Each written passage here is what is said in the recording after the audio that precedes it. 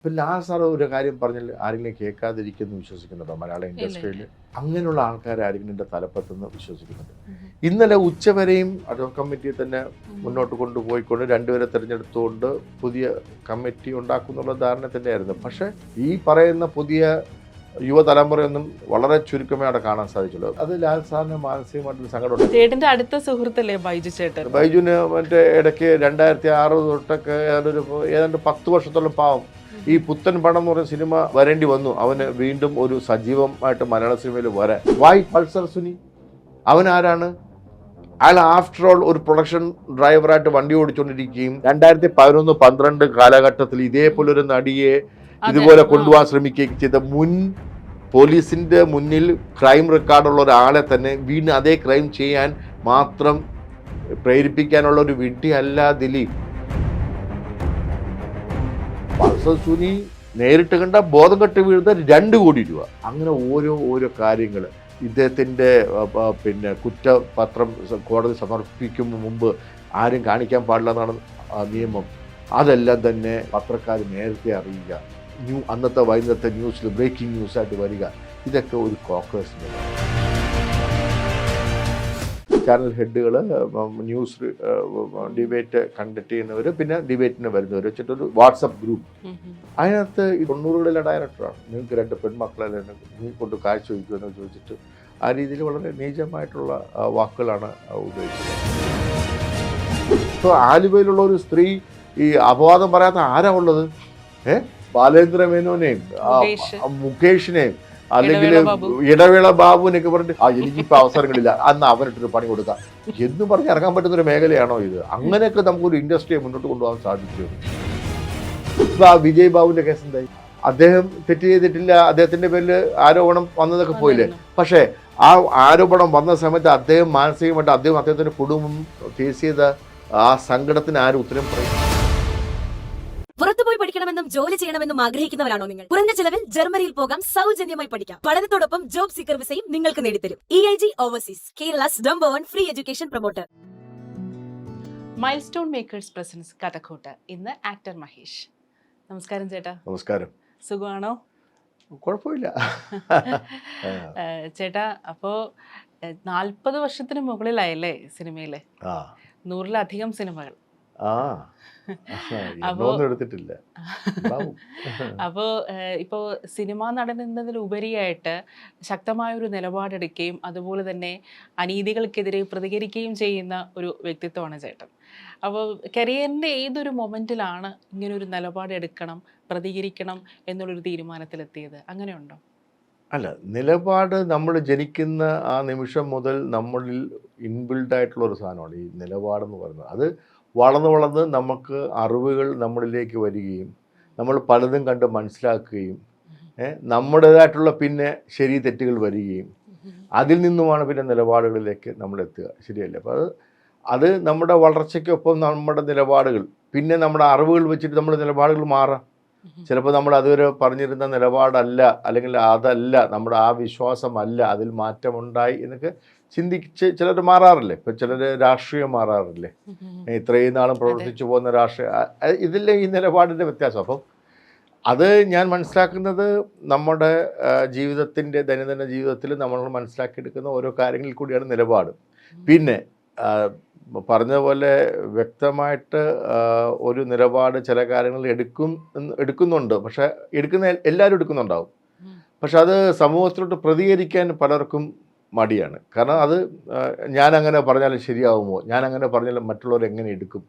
പ്രത്യേകിച്ചും എൻ്റെ മേഖലയിൽ, സിനിമാ മേഖലയിൽ ഇപ്പം ഞാൻ അങ്ങനെ ഒരു തീരുമാനം അല്ലെങ്കിൽ എൻ്റെ ഒരു നിലപാട് ഞാൻ പുറത്തോട്ട് പറയുമ്പോൾ സിനിമയിൽ തന്നെ പലരും വേറൊരു ചേരിയായി നിന്നുകൊണ്ട് ചിലപ്പോൾ എന്നെ വിളിക്കാതെ വരാം. എനിക്ക് സത്യം പറഞ്ഞാൽ എനിക്ക് അങ്ങനെയൊക്കെ ഉണ്ടായിട്ടുണ്ട്.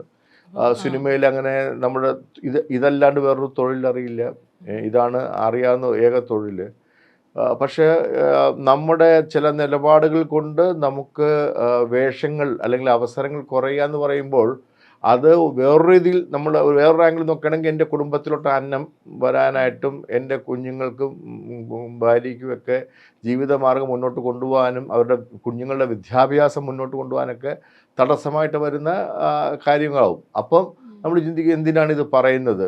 അതെ. പക്ഷേ എന്നാലും ചിലപ്പം എൻ്റെ ജീനിൻ്റെ പ്രശ്നമായിരിക്കും, എനിക്ക് അത് പ്രതികരിക്കാതിരിക്കാൻ സാധിക്കില്ല. അത് ഞാൻ പണ്ടും അതെ ഇന്നും അതെ. ഞാനത് ഇനി അങ്ങോട്ട് ചെയ്യണോ വേണ്ടോ എന്നുള്ളത് രണ്ടാമത്തെ കാര്യം, ചെയ്യുമോ ഇല്ലയോ എന്നുള്ളതും അറിയില്ല. പക്ഷേ അത് ഉള്ളിൽ നിന്ന് വരുന്നതാണ്. ഈ പ്രതികരിക്കുക എന്ന് പറയുന്നത് നമ്മൾ ഇന്നൊന്ന് രാവിലെ എടുത്തിട്ട് ഒരു 5 കാര്യത്തിനെ പറ്റി പ്രതികരിക്കുക എന്ന് പറഞ്ഞിട്ടല്ലല്ലോ, അത് ഉള്ളിൽ നിന്ന് വരുന്നതാണ്. അത് ഉള്ളിൽ നിന്ന് വരുമ്പോൾ നമ്മളത് ഇപ്പോഴാണെങ്കിലും പണ്ട് കാലം പോലെ അല്ല, ചെറുപ്പം പോലെ അല്ല, ഇപ്പം സോഷ്യൽ മീഡിയ അങ്ങനെയുള്ള ഒരുപാട് കാര്യങ്ങൾ നമുക്കുള്ളതുകൊണ്ട് നമുക്ക് ഇതിനു വേണ്ടി യൂസ് ചെയ്യാൻ സാധിക്കുന്നുണ്ട്. അപ്പോൾ നമുക്ക് ഫേസ്ബുക്കിൽ കൂടിയോ ഇൻസ്റ്റാഗ്രാമിൽ കൂടിയോ ഒക്കെ നമ്മുടെ അഭിപ്രായങ്ങൾ നമുക്ക് ജനങ്ങളിലോട്ട് എത്തിക്കാൻ സാധിക്കും. ഇപ്പൊ മല്ലിക സുകുമാരനൊക്കെ സോഷ്യൽ മീഡിയ വിളിക്കുന്ന പൂക്കി ഗ്രാൻഡ്മ എന്നാണ്.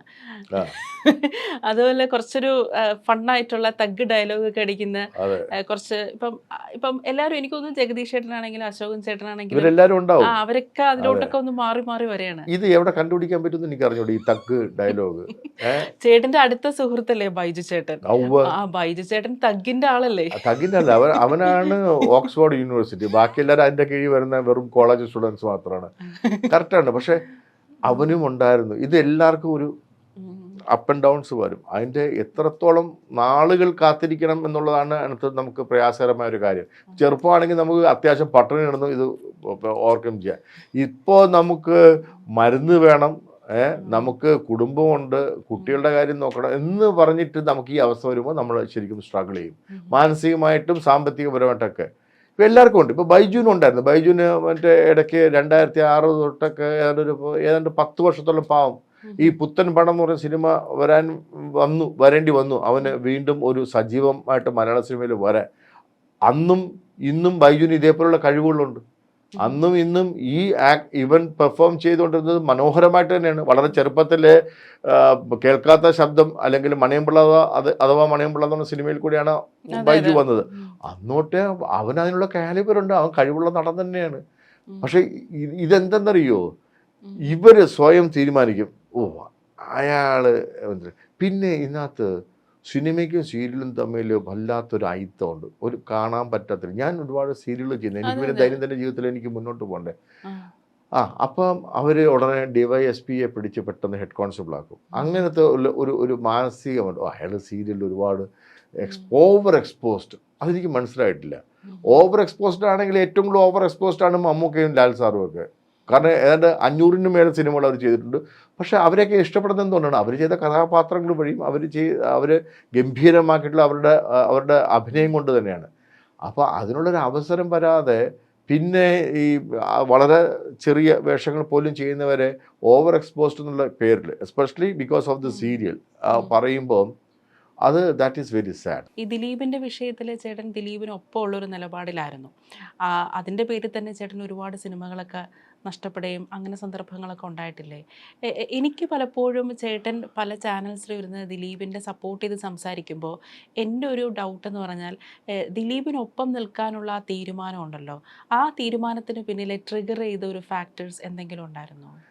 നോക്കൂ, എനിക്ക് ദിലീപിനെ അധികം അറിയില്ല. ദിലീപിൻ്റെ സിനിമകളിൽ പോലും ദിലീപിനെ വിളിക്കാറില്ലല്ലോ. എന്ന് പറഞ്ഞാൽ അതിന് മുമ്പും വിളിക്കാറില്ല. വേറൊന്നും കൊണ്ടില്ല, എനിക്ക് അത്രയും പരിചയമുള്ളൂ അദ്ദേഹത്തിന്. എനിക്ക് വലിയ പരിചയമൊന്നുമില്ല. ഞാൻ അദ്ദേഹത്തിനോട് അധികം സിനിമകളൊന്നും ചെയ്തില്ല. ഈ ചക്കരമൊത്തിൽ അദ്ദേഹം ഉണ്ടെങ്കിലും ഞാനും അദ്ദേഹം തമ്മിൽ കോമ്പിനേഷൻ പോലും ഇല്ല. മനസ്സിലായില്ല. പിന്നെ വേറൊരു സിനിമ ഞാൻ അദ്ദേഹമായിട്ട് അഭിനയിച്ചത് സുദിനം. അദ്ദേഹം ഇങ്ങനെ വലിയ സ്റ്റാറൊക്കെ ആകുന്നതിന് മുമ്പ് സുധീഷിൻ്റെ സുഹൃത്തായിട്ട് ഒരു സൈഡ് റോൾ ചെയ്യാൻ വേണ്ടി വന്നപ്പോൾ അതിനകത്ത് എനിക്ക് അദ്ദേഹം തൊട്ട് കോമ്പിനേഷനൊന്നുമില്ല. ഇത് നോക്കൂ, ഇത് എന്നെ ഇതിലോട്ട് ചിന്തിപ്പിക്കാൻ പ്രേരിപ്പിച്ച ഒരു കാര്യം, ഒരു നടൻ ഒരുപാട് ജനങ്ങൾക്ക് ഹൃദ്യമായ ഒരുപാട് ഇഷ്ടമുള്ള, എനിക്ക് ദിലീപിൻ്റെ സിനിമ കാണാനൊക്കെ വലിയ ഇഷ്ടം. എന്നറിയോ, നമ്മൾ ഈ കാശും കൊടുത്തിട്ട് പോയി കരയും നിലവിളിക്കുകയും ചെയ്യുന്നതിന് പകരം 4 സ്ലാപ്സ്റ്റിക് കോമഡിയാണ്, എന്ത് കോമഡി ആണെങ്കിലും കണ്ടു ചിരിക്കുക, മനസ്സ് നിറഞ്ഞ് വരിക, നമ്മുടെ പ്രശ്നങ്ങൾ തീർത്ത് വരാം, അതായത് ഒന്ന് സന്തോഷിച്ചൊക്കെ വരാം. മറ്റത് നമ്മളവിടെ ചെന്നപ്പോൾ നമ്മളെക്കാളും വലിയ പ്രശ്നങ്ങളുള്ള കഥ കണ്ടിട്ട് നമ്മൾ കണ്ണും പിടിച്ച് വരേണ്ട കാര്യമുണ്ടോ? അപ്പോൾ എനിക്ക് അതുകൊണ്ട് ഇഷ്ടമാണ്. അപ്പം ഞാൻ നോക്കിയപ്പോൾ ഒരാൾ ഇനി അഥവാ ഈ കുറ്റം ചെയ്തിട്ടുണ്ടെങ്കിൽ ഓക്കെ ഫൈൻ, ഇല്ലെങ്കിൽ ആ മനുഷ്യൻ കിടക്കേണ്ടത് 20 വർഷമാണ്.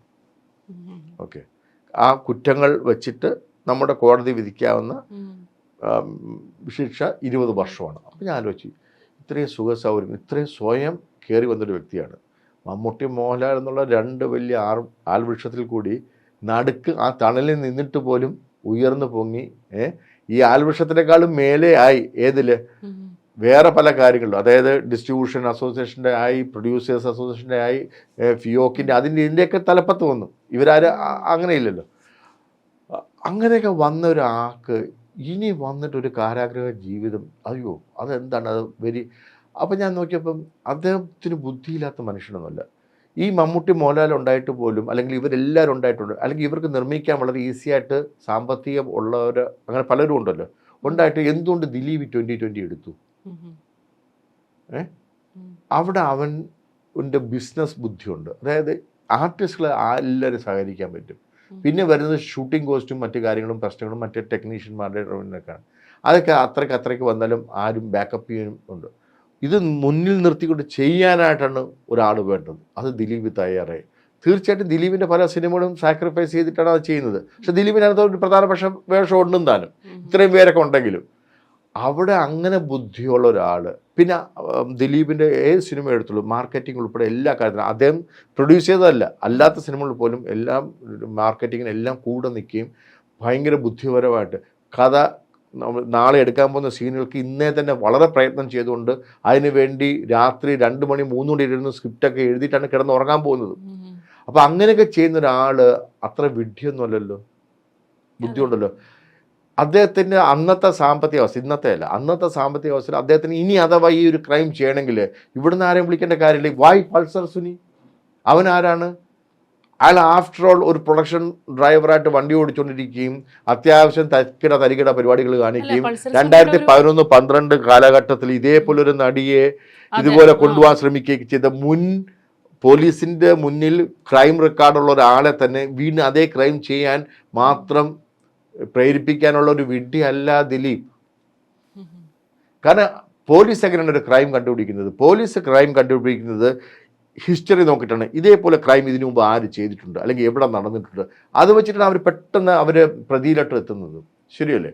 അപ്പം അങ്ങനെ ഉള്ള ഒരു പൾസർ സുനിക്ക് വേണ്ടിയിട്ട്, അതും പൾസർ സുനി നേരിട്ട് കണ്ട ബോധം കെട്ട് വീഴുന്ന 2 കോടി രൂപ. പൾസർ സുനി 20 രൂപ വരെ ചെയ്യണം എന്ന് പറഞ്ഞാൽ ചെയ്തേക്കാം. കാരണം അദ്ദേഹത്തിൻ്റെ സാമ്പത്തിക അവസ്ഥ അതാണ് പൾസർ സുനിയുടെ. അയാളോട് ചെന്നിട്ട് ഈ 2 കോടി രൂപ അങ്ങോട്ട് ഓഫർ ചെയ്തുകൊണ്ട് ഇതൊക്കെ പറയുക. എന്നിട്ട് ഇതൊന്നും ആദ്യകാലത്ത് ഇതൊന്നും പുറത്തു വരാതിരിക്കുക. പൾസർ സുനി റിമാൻഡ് ചെയ്ത് ഒരുപാട് നാൾക്ക് ശേഷം, എത്രയോ 2-3 ആഴ്ചകൾക്ക് ശേഷം പൾസർ സുനിക്ക് പെട്ടെന്ന് ദിലീപിൻ്റെ പേര് പറയാൻ ഓർമ്മ വരിക. ഒരു പോലീസുകാരൻ തന്നെ പ്രതിയായിട്ട് ജയിലിൽ കയറുക, അയാൾ ഫോൺ കൊടുക്കുക, ആ ഫോണിൽ കൂടി നാദൃഷയെ വിളിക്കുക. ഇതെല്ലാം തന്നെ തെറ്റാണ്, നിയമത്തിന് തെറ്റാണ്. നാദൃഷയെ വിളിക്കുക, ഞാൻ ദിലീപിൻ്റെ പേര് പറയും, അല്ലെങ്കിൽ എനിക്ക് ഈ പൈസ തരാൻ പറയണം, എനിക്ക് ദിലീപിനെ എത്രയും പെട്ടെന്ന് ഈ വിവരങ്ങൾ അറിയിക്കണം എന്ന് പറയുക. അങ്ങനെ ഓരോ കാര്യങ്ങൾ ഇദ്ദേഹത്തിൻ്റെ കുറ്റപത്രം കോടതി സമർപ്പിക്കും മുമ്പ് ആരും കാണിക്കാൻ പാടില്ല എന്നാണ് നിയമം. അതെല്ലാം തന്നെ പത്രക്കാർ നേരത്തെ അറിയുക, അന്നത്തെ വൈകുന്നേരത്തെ ന്യൂസിൽ ബ്രേക്കിംഗ് ന്യൂസായിട്ട് വരിക. ഇതൊക്കെ ഒരു കോക്കേഴ്സിൻ്റെ ഭാഗം.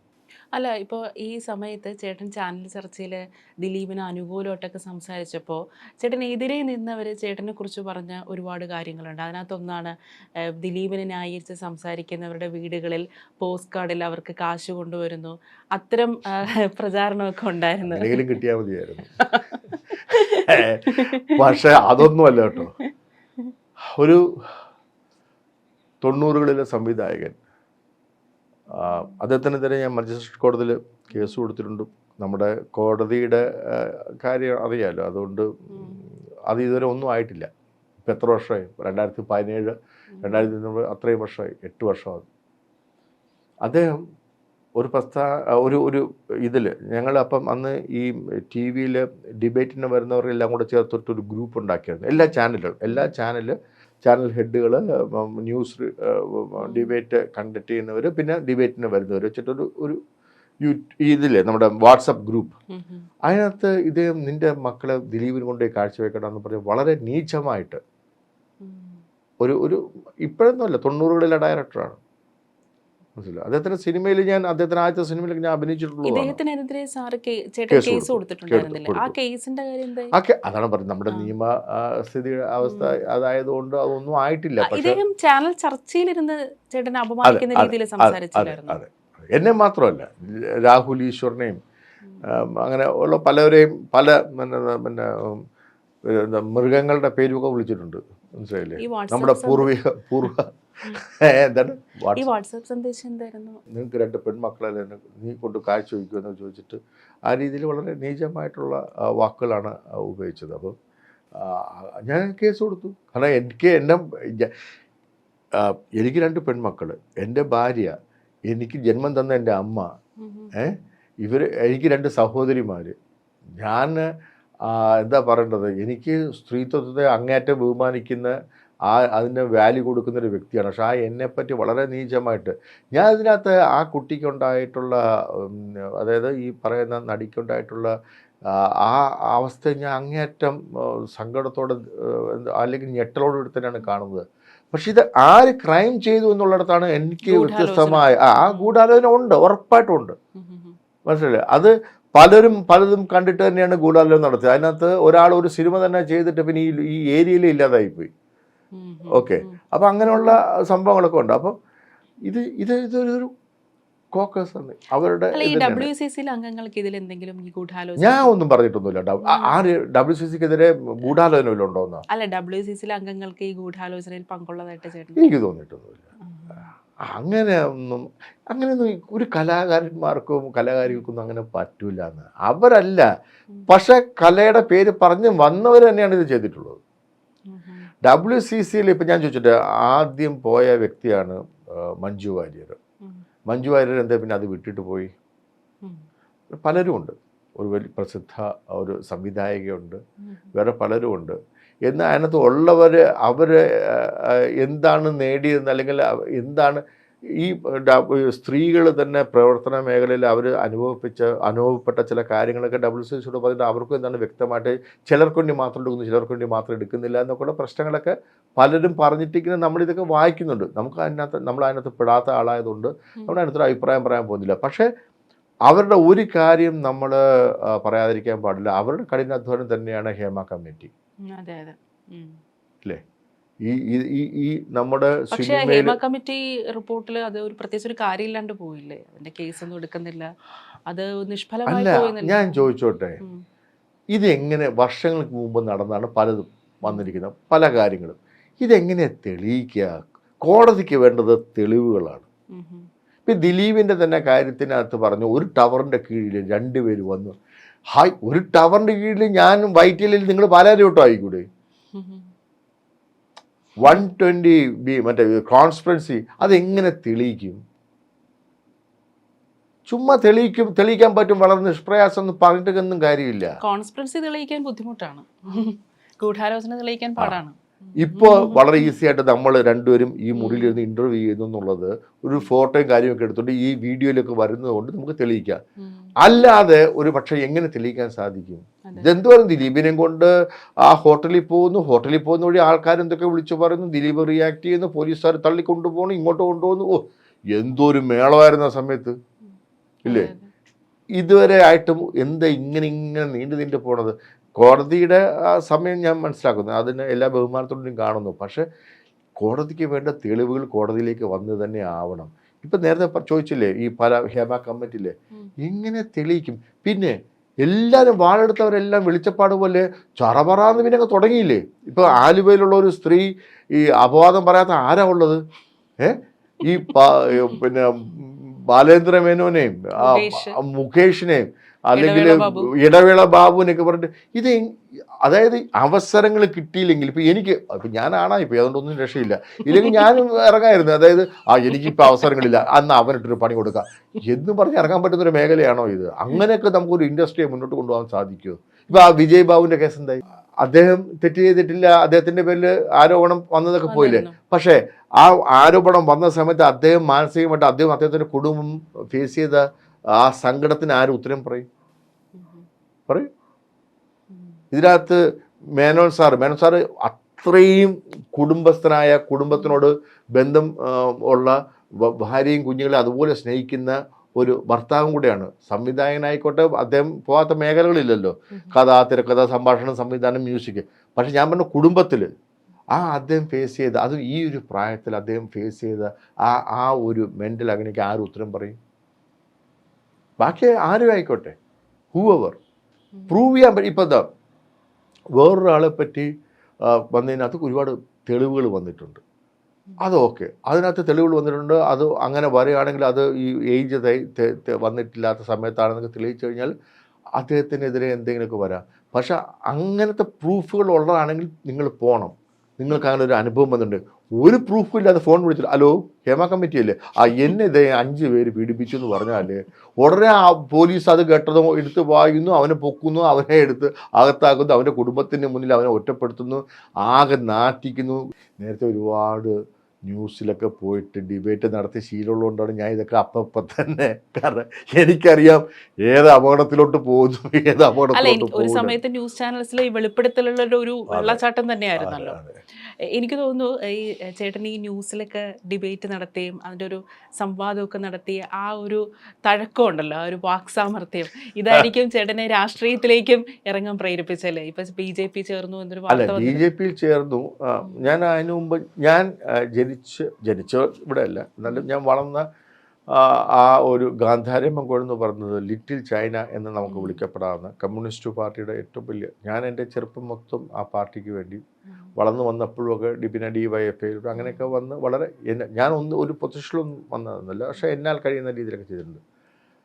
പക്ഷേ നായനാർ സഖാവിൻ്റെ മരണത്തിന് ശേഷം എന്നിട്ടും എനിക്ക് തോന്നി അല്ല കുഴപ്പമില്ല, അച്യുതാനന്ദൻ സഖാവ് ഉണ്ടല്ലോ, പഴയ കമ്മ്യൂണിസ്റ്റുകാരനാണല്ലോ. പക്ഷേ ആ ഒരു കാലഘട്ടം കഴിഞ്ഞുകൊണ്ടുകൂടി ആ പാർട്ടിയുടെ ഒരു മുഖച്ഛായ അല്ലെങ്കിൽ അവരുടെ ഒരു പ്രവർത്തന രീതി എൻ്റെ പോയിന്റ് ഓഫ് വ്യൂവിൽ ഞാൻ പറയാണ്, എനിക്ക് അത് ഒരുപാട് മാറിയതോടെ തോന്നി. ചിലപ്പോൾ ഞാൻ ശരിയായിരിക്കില്ല, മനസ്സിലായില്ല. പക്ഷേ അങ്ങനെ തോന്നിയപ്പോൾ ഞാൻ വിചാരിച്ചു ഇതല്ല ഞാൻ പ്രവർത്തിച്ച അല്ലെങ്കിൽ ഞാൻ ആഗ്രഹിച്ച അല്ലെങ്കിൽ ഞാൻ ഇതിൽ ഒരു ഫ്യൂച്ചർ കണ്ട പാർട്ടി ഇതല്ല എന്ന് തോന്നി.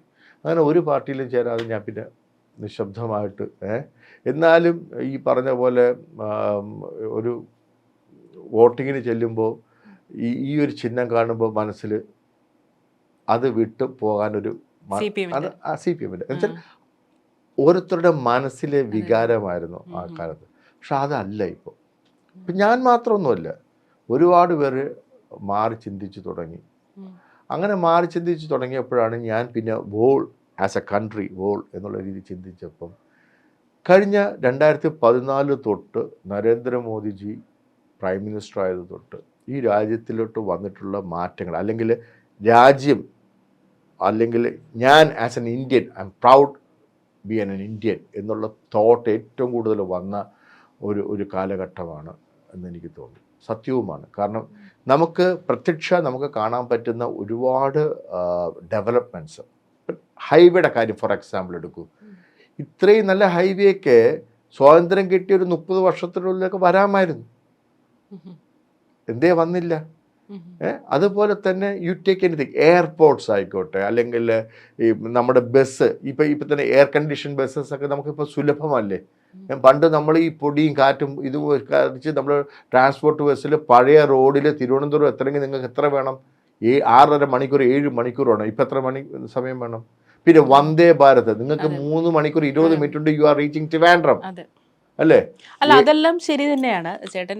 അദ്ദേഹത്തിൻ്റെ ഭരണകാലത്തുണ്ടായ വികസനങ്ങളെ കുറിച്ച് പറയുമ്പോഴും ഇപ്പം ചേട്ടൻ നിൽക്കുന്ന മേഖലയുണ്ടല്ലോ സിനിമ, ഇപ്പം സെൻസർ ബോർഡിൻ്റെ ചില ഇടപെടൽ, ഇപ്പോൾ തന്നെ സുരേഷ് ഗോപി ചിത്രം ജാനകി വേഴ്സസ് സ്റ്റേറ്റ് ഓഫ് കേരളയ്ക്ക് ആ സിനിമയുടെ പ്രദർശനാനുമതി തടഞ്ഞിരിക്കുകയാണ് സെൻസർ ബോർഡ്.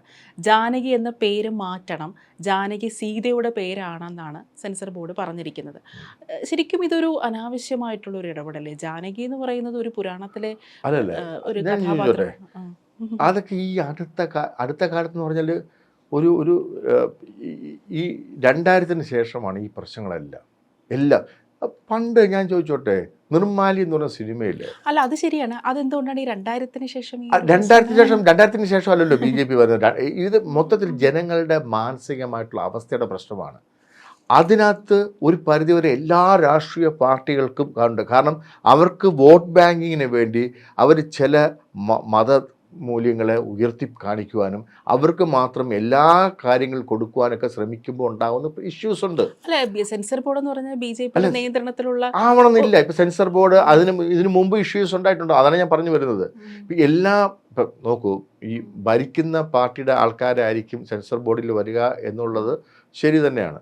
പക്ഷേ അതിനകത്ത് ഇത്തരം സെൻസിറ്റീവ്, ഇപ്പം അങ്ങനെയാണ് സുരേഷ് ഗോപി കേന്ദ്രമന്ത്രിയും കൂടെ അല്ലേ. അല്ല, അതാണ് ഇവിടുത്തെ ഒരു വൈരുദ്ധ്യം. അല്ല, വൈരുദ്ധ്യമല്ല ഇത് ഞാൻ പറയുന്നത്. ചീഞ്ഞ തേങ്ങ തന്നെയാണ്. നിങ്ങൾ അത് വെച്ചിട്ട് നിങ്ങൾ തോരൻ ഉണ്ടാക്കിയാലും താളുകറി ഉണ്ടാക്കിയാലും ചമ്മന്തി അരച്ചാലും അതിൻ്റെ സ്വാദ് ഉണ്ടാവില്ല. അപ്പോൾ അത്തരം ഇതിപ്പോൾ അവരുടെ നിയമം അനുസരിച്ചിട്ട് ഒരാൾ ഒപ്പോസ് ചെയ്താൽ അതിനകത്ത് പിന്നെ വീണ്ടും ഒന്ന് കൂടിയിട്ട് വേണം ഒരു തീരുമാനമെടുക്കാൻ. മനസ്സിലായില്ലേ? അപ്പം അതിനകത്ത് ഒരാൾ ചീഞ്ഞാൽ മതി. ഒരു പാർട്ടിയിലും 3 പേര് തലതിരിഞ്ഞാൽ മതി. നിങ്ങൾ വിചാരിക്കുന്നുണ്ട് കമ്മ്യൂണിസ്റ്റ് പാർട്ടിയുടെ, വീണ്ടും കമ്മ്യൂണിസ്റ്റ് പാർട്ടി പോകാൻ കാര്യം എനിക്ക് അറിയാവുന്ന ചില കാര്യം വെച്ചിട്ട് അവരുടെ മേൽത്തട്ട് അറിഞ്ഞിട്ടൊന്നും ആയിരിക്കില്ല ചിലപ്പം ഒരു പക്ഷേ റോഡിൽ നടക്കുന്ന വെട്ടും കുത്തും. മനസ്സിലായില്ലേ? ഈ താഴെ തട്ടിലുള്ള ഒരുത്തൻ്റെ തലതിരിഞ്ഞ് പോയാലും മതി. അത് തന്നെയാണ് ഏത് പാർട്ടിയിലും. മനസ്സിലായില്ലേ? പാർട്ടി ബേസിലല്ല ഇത്തരം കാര്യങ്ങൾ, അല്ലെങ്കിൽ അത്രയും ഇപ്പം നേരത്തെ ഒരു സംഭവം സിനിമയായിട്ട് തന്നെ ബന്ധപ്പെട്ട് വന്നപ്പോഴത്തേക്കും കേന്ദ്രം പറഞ്ഞല്ലോ നമുക്ക് അതോടെ ഇന്ന് യാതൊരു ഇതുമില്ല. അത് എമ്പുരാൻ സിനിമയുടെ എമ്പുരാൻ്റെ ചേട്ടന് ഒരുപാട് പ്രതീക്ഷയുള്ള സിനിമയായിരുന്നു അല്ലേ എമ്പുരാൻ, പൃഥ്വിരാജിന്റെ പടം. ചേട്ടന് പൃഥ്വിരാജിന്റെ സംവിധാനത്തിൽ ചേട്ടൻ അല്ല, എനിക്ക് എന്തറിയോ, പൃഥ്വിരാജ് എന്ന് പറയുന്ന വ്യക്തി ഇതുപോലെ ഇപ്പോഴും പഠിച്ചുകൊണ്ടിരിക്കുന്ന മലയാള സിനിമയിൽ ഹോളിവുഡ് ടെക്നോളജി വളരെ വ്യക്തമായിട്ട് അപ് ടു ഡേറ്റ് ആക്കിയിട്ടുള്ള അധികം പേരുണ്ടാവില്ല. 1-2 പേരിലുണ്ടാവും. അതിൽ ഒരാൾ പൃഥ്വിരാജായിരിക്കും. രാജു സംവിധാനം ഒരുപാട് ശ്രദ്ധിച്ചു. പക്ഷേ ഈ നമ്മൾ ഒരു സിനിമ എന്ന് പറയുന്നത് എല്ലാം കൂടെ ഒരുമിച്ച് കൃത്യമായിട്ട് ചേരുമ്പോഴാണ്. അതായത് കഥയ്ക്ക് വേണ്ട രീതിയിലുള്ള, ഇപ്പോൾ ഒരു അമ്മയും മോളും കൂടെ സംസാരിക്കുന്നിടത്ത് നമ്മൾ ചെന്നിട്ട് ഇങ്ങനെയൊന്നും സുഷി ചെയ്തിട്ടും ഒരു ജെർക്ക് കൊടുത്തിട്ടൊന്നും നമ്മൾ ഷോട്ട് എടുക്കേണ്ട കാര്യമില്ല. ഒരു അമ്മയും മോളും സംസാരിക്കുന്നതിന് ആ ഒരു രീതിയിൽ നമ്മൾ കൺസീവ് ചെയ്യേണ്ട കാര്യമില്ല. എന്നുവെച്ചാൽ പ്രേക്ഷകരിലോട്ട് എത്രയും മനോഹരമായിട്ട് കഥാസന്ദർഭത്തിനനുസരിച്ചിട്ട് അവരുടെ കണ്ണുകളിലേക്ക്, ഇത് കണ്ണുകളിൽ കൊണ്ടാണല്ലോ കാണുന്നത്, കണ്ണുകളിലോട്ട് എത്തിക്കുക, ഇമ്പമാർന്ന് എത്തിക്കുക എന്നുള്ളതാണ്. അത് ഫൈറ്റ് ആണെങ്കിൽ ഫൈറ്റ് ചെയ്യുന്ന സാഹചര്യത്തിൽ ഇതെല്ലാം വരാം. കാരണം എഫക്റ്റും കാര്യങ്ങളും ഇതുപോലത്തെ സംഭവങ്ങളൊക്കെ വരാം. ഒരു അമ്മയും മോളും സംസാരിക്കുമ്പോൾ ആ രീതിയിൽ പോകേണ്ട കാര്യമുള്ളൂ. അപ്പോൾ കഥാപരമായിട്ട് നമ്മൾ ഇത് എടുക്കുക എന്നുള്ളതാണ്. ഇപ്പം വേറൊരു സിനിമ വന്നില്ല, ഉണ്ണി മൂന്നിൻ്റെ മാർക്കോ. മാർക്കോയിൽ കൊലപാതകത്തോട് തന്നെ കൊലപാതകം. ഇത് ആദ്യം കൊള്ളാം, അടിപൊളി, കൊള്ളാം. പിന്നെ കുറച്ച് കഴിയുമ്പോൾ രക്തമോ. പിന്നെ ഇത് കുറേ കഴിയുമ്പോഴത്തേക്ക് ഭൂകമ്പം നടന്ന ഏതോ സ്ഥലത്ത് ചെന്ന് പെട്ടതുപോലെ ആയില്ലേ നമ്മൾ. അല്ല, പടം വിജയിച്ചോ ഇല്ലെന്നുള്ളതല്ല ഞാൻ പറയുന്നത്. ഇപ്പം എൻ്റെ ഒരു മാനസികാവസ്ഥയാണ് പറയുന്നത്. അപ്പം ഇത് എന്ന് പറഞ്ഞിട്ട് അതിനും സെൻസർ ബോർഡ് കിട്ടി. ഈ ഞാൻ മതപരമായിട്ട് ചിന്തിച്ചുകൊണ്ട് ഒരു സിനിമ, ഇപ്പം പൊന്മുട്ടിയിടുന്ന തട്ടാനായിരുന്നു അത്. അപ്പോഴാണല്ലോ ഈ തട്ടാന്മാരെല്ലാം കൂടെ ചെന്ന് ബഹളം ഉണ്ടാക്കിയിട്ട് അതിനെ താറാവാക്കി മാറ്റും. കാരണം താറാവുകൾ എന്തായാലും വന്ന് ക്വാക്ക് ക്വാക്ക് ക്വാക്ക് എന്ന് പറഞ്ഞ് വന്നിട്ട് ബഹളം ഉണ്ടാക്കൂലല്ലോ. അതുപോലെ ഒരുപാട് കാര്യങ്ങളുണ്ട്. മനസ്സിലില്ല. അപ്പം ഈ നിർമാല്യത്തിൽ ആ ഇതിനെ ഐഡിയലിനെ ചവിട്ടുന്നുണ്ട് ലാസ്റ്റ്. ഈ അതായത് വെളിച്ചപ്പാട് വന്നിട്ട് തുപ്പുന്നുണ്ട്. തുപ്പുന്നുണ്ട്. ഇന്ന് ചിന്തിക്കാൻ പറ്റുമോ അതെടുക്കുന്നത്? ഇന്ന് അതിൻ്റെ പേരിൽ കേരളം കത്തൂല്ലേ? അപ്പോൾ അതാണ് ജനങ്ങളുടെ മനസ്ഥിതി മാറിത്തുടങ്ങി ഭയങ്കരമായിട്ട്. അവർ ഇടുങ്ങി തുടങ്ങി. എന്തുകൊണ്ടാണ് ഇടുങ്ങി തുടങ്ങി? അതുകൂടെ സെൻസർ ബോർഡ് കട്ട് ചെയ്യും ഉറപ്പായിട്ടും. അല്ല, സെൻസർ ബോർഡ് ഇപ്പോഴാണ് കട്ട് ചെയ്യും. എന്തുകൊണ്ടാണ് ജനങ്ങളുടെ മനസ്സ് ഇടുങ്ങി തുടങ്ങിയെന്നറിയോ? അവർക്ക് സുരക്ഷിതാ ബോധം ഇല്ലാണ്ടായി തുടങ്ങി. അവർ വിശ്വസിക്കുന്ന മതത്തിൽ, അവർ വിശ്വസിക്കുന്ന പ്രാർത്ഥനയിൽ, അവർ വിശ്വസിക്കുന്ന കമ്മ്യൂണിറ്റിയിൽ അവർക്ക് ഒരു സേഫ് സൈഡ് തോന്നുന്നില്ല ഇപ്പോൾ. കാരണം അവരെ ഭരിക്കുന്ന ഭരണകർത്താക്കളായിക്കോട്ടെ അവരെല്ലാം വേറെ ചിലർക്ക് വേണ്ടി മാത്രം നിലകൊള്ളുന്നു എന്നുള്ള തോന്നലിലാണ്. ഇവിടെ എന്തുകൊണ്ടാണ് ഇപ്പോൾ ഈ പറയുന്ന ഹിന്ദുത്വ എന്ന് പറയുന്ന ചിന്ത ഒരുപാട് ഹിന്ദുക്കളിൽ അല്ലെങ്കിൽ മെജോറിറ്റി ആയിട്ടുള്ള ഇന്ത്യക്കാരിൽ വരുന്നതെന്ന് അറിയോ? ഈ എല്ലാ രാഷ്ട്രീയക്കാരും വോട്ട് ബാങ്ക് കളിക്കുന്നുണ്ടാണ്. പക്ഷെ ഞാൻ വേറൊരു കാര്യം ചോദിക്കട്ടെ, നിങ്ങൾക്ക് ഈ മുസ്ലിം ലീഗിൽ എത്ര മുസ്ലിംസ് പിന്നെ ഹിന്ദുസിനെ കാണാം? പക്ഷെ അതും മതേതര പാർട്ടിയാണ്. കേരള കോൺഗ്രസ്സിൽ എത്ര ഹിന്ദുക്കളെയോ മുസ്ലിംസിനെ കാണാം? മതേതര പാർട്ടിയാണ്.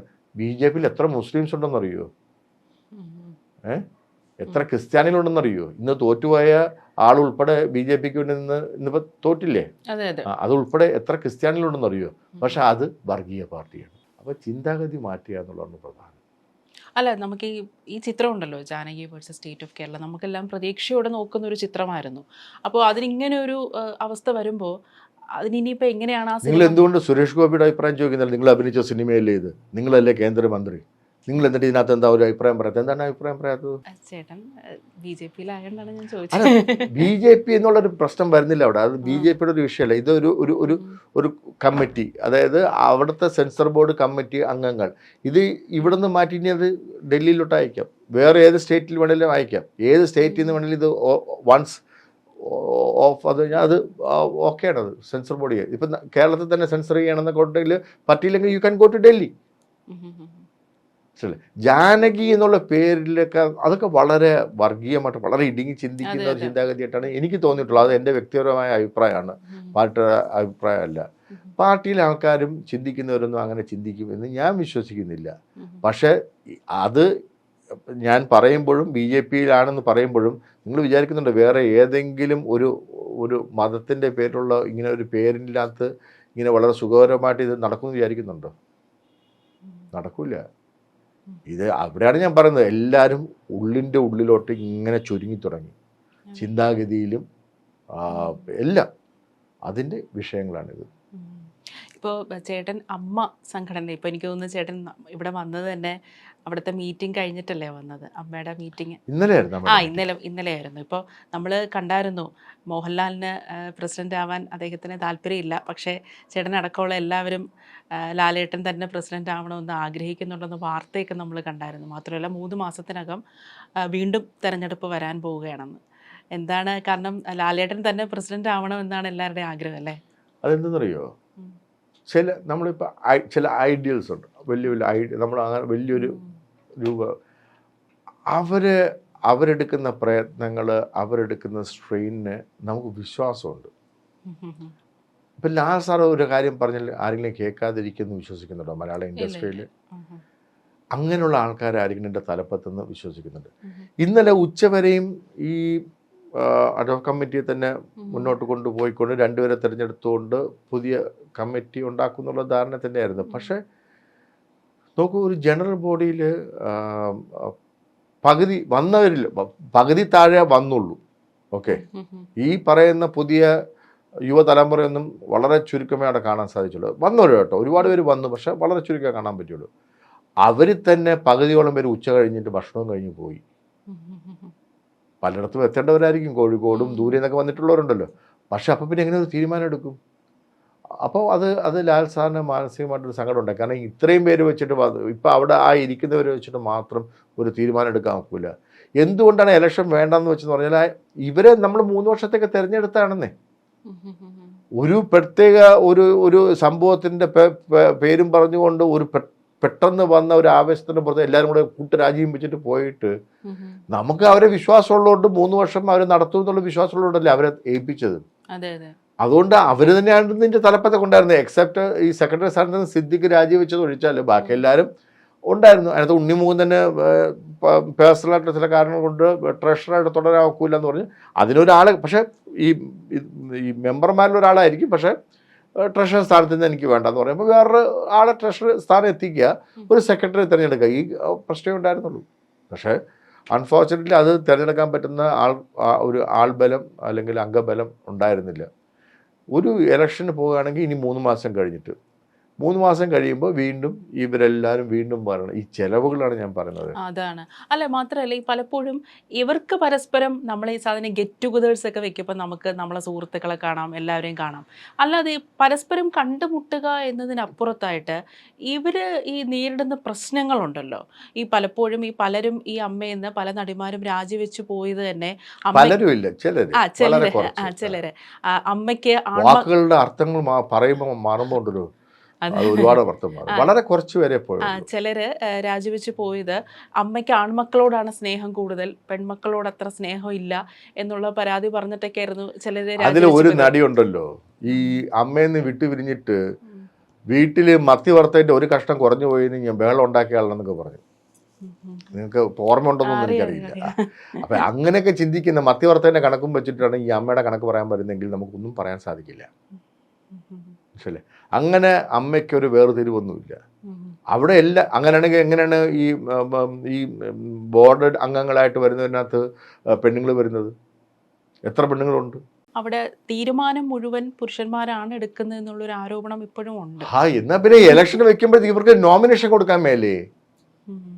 നോക്കൂ, നമ്മുടെ സംഘടനയിൽ, ഏത് സംഘടന ആയിക്കോട്ടെ, നമ്മുടെ സംഘടനയിൽ ഒരു പ്രശ്നം വന്നാൽ അകത്ത് നിന്ന് പോരാടുകയാണോ വേണ്ടത്, പുറത്ത് നിന്നിട്ട് മീനിന്റെ ഭർത്തതിന്റെ കണക്ക് പറയുകയാണോ വേണ്ടത്?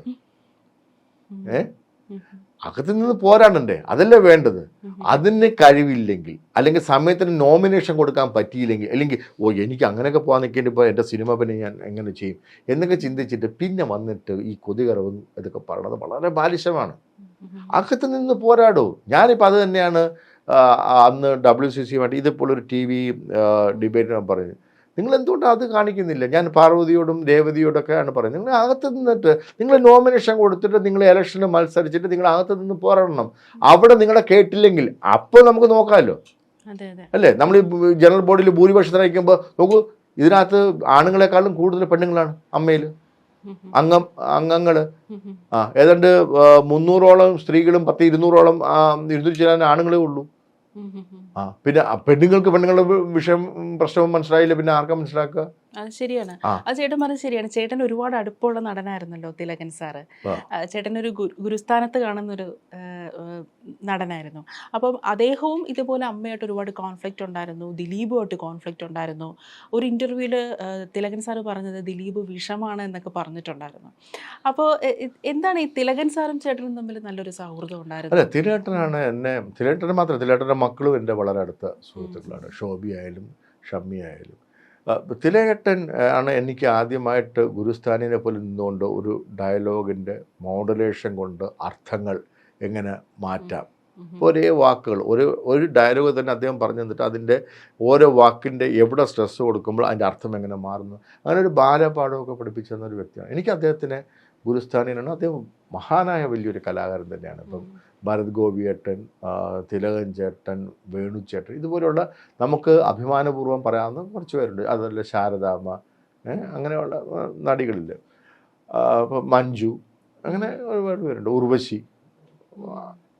എക്സ്ട്രാ കാലിബറുള്ള ആർട്ടിസ്റ്റുകളല്ല അവർ. പക്ഷേ തിലകേട്ടൻ വളരെ ഇമോഷണലായിരുന്നു.